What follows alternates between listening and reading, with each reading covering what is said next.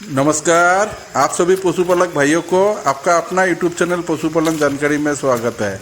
गाय या भैंस में बच्चा देने के 6 से 24 घंटे के बाद पशु का जहर यानी प्लासेंटा गिरना चाहिए, लेकिन बहुत सारे कारणवशतः यह जहर या प्लासेंटा नहीं गिरता है। आज मैं इसके बारे में जानकारी दूंगा।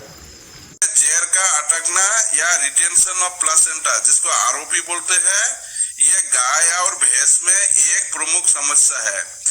बच्चेदानी या गर्भाशय में गर्भस्थ शिशु गर्भाशय के प्लासेंटा से जुड़ा होता है। ये प्लासेंटोम 100 से 125 तक होते हैं। प्लासेंटोम के गाय का गर्भाशय वाला भाग को करंकल कहते हैं और बच्चे वाला भाग को कोटिलेडन कहते हैं। इसी 100 से 125 प्लासेंटोम से गाय से बच्चे को खून के सहारे पोषक तत्व का संचारण करता है। गर्भस्थ शिशु गर्भाशय के अंदर बहुत तेजी से बढ़ता है और गाय में 280 दिन और भैंस में 300 दिन का गेस्टेशन पीरियड होता है। गर्भवती पूर्ण होने पर बच्चा प्रसव होता है और सामान्यतः प्रसव के 6 से 24 घंटे के बाद प्लासेंटा अथवा जहर बाहर निकल आती है। जहर का पूरी तरह से बाहर निकलना बहुत जरूरी होता है। जहर का कोई भी बचा हुआ ही भाग अगर वो निकल नहीं आ पाता है और गर्भाशय के अंदर रह जाता है तो गर्भाशय बच्चेदानी में संक्रमण कर सकता है। जहर का इसी अटके हुए भाग को आरओपी कहते हैं। आरओपी का मुख्य कारण है गर्भाशय की मांसपेशियों में कम संकोचन, प्लासेंटोम में सूजन। अटका हुआ जहर गर्भाशय के बाहर लटका हुआ होता है, जो कि गोबर, कीचड़ और पेशाब से लगता रहता है, जिसके कारण गर्भाशय से बीमारी की संक्रमण होने की संभावना होती है। आरओपी के चलते पशु में मेट्राइटिस, एंडोमेट्राइटिस और पायोमेट्रा होने की संभावना बढ़ जाती है। आरओपी के इलाज के लिए हम हार्मोनल इंजेक्शन दिए जाते हैं अथवा हाथ से निकलना जरूरी पड़ता है। लेकिन इलाज के इन तरीकों से जहर पूरा नहीं निकल पाती है।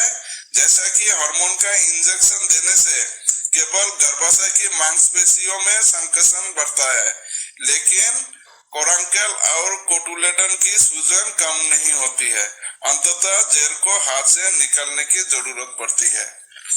जबकि जहर को हाथ से निकलने से कभी कभी गर्भाशय में चोट लगने की संभावना तथा संक्रमण होने की संभावना होती है।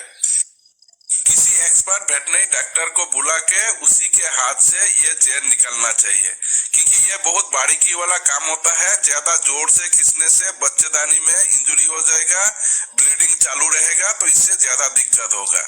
तो डॉक्टर साहब अपने हिसाब से अपने बारीकी से जो है वो जितना भी हो सकता है जहर निकाल देगा। उसके बाद इस पशु को ट्रीटमेंट करना चाहिए। उसमें हम हार्मोनल इंजेक्शन देते हैं, जैसे प्रेगमा 2 ml इंट्रामस्कुलर देते हैं, नेक्सबुलिक इंजेक्शन 20 ml इंट्रामस्कुलर देते हैं 300 किलो बॉडी वेट के हिसाब से।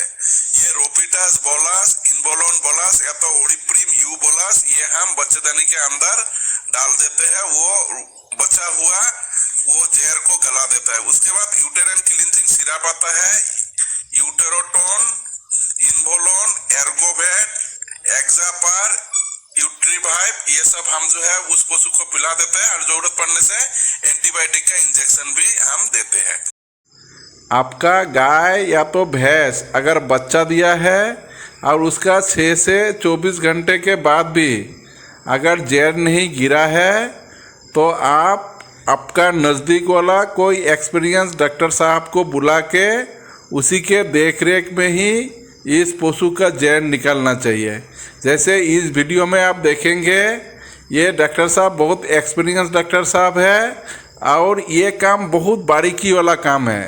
ये डॉक्टर साहब को देखिए, दोनों हाथ से बहुत बारीकी से जो 100 से 125 प्लासेंटोम है और एक एक कोटिलेडन को एक एक कोरंकल से वो डिस्कनेक्ट कर रहा है। डिस्कनेक्ट करके एक एक कोटिलेडन को आस्ते आस्ते बाहर की तरफ लेके आ रहे हैं। ये वाला कोटिलेडन है, ये कोटिलेडन गाय का करंकल के साथ वो अटैचमेंट होता है।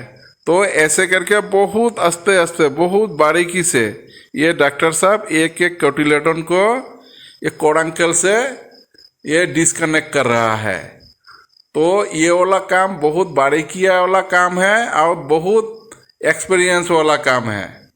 तो ऐसे करके डॉक्टर साहब जो है बहुत आराम से, पशु को भी चोट नहीं आना चाहिए, ब्लीडिंग भी नहीं होना चाहिए और पूरा का पूरा प्लासेंटा जो है ऐसे करके बाहर निकल के ले आएगा। तो आप भी आपका नज़दीक वाला कोई एक्सपीरियंस वेटरनरी डॉक्टर साहब को बुला के ऐसे करके अगर पशु का प्लासेंटा निकालेंगे तो पशु में कोई दिक्कत नहीं होगा और पशु जो है सही तरीके से उसका प्लासेंटा अगर निकल जाएगा तो पशु बहुत जल्दी खाना पीने लग जाएगा और वो पशु नॉर्मल हो जाएगा और पशु को अगला ब्यात में जो है गाभिन होने में भी कोई दिक्कत नहीं होगा। धन्यवाद।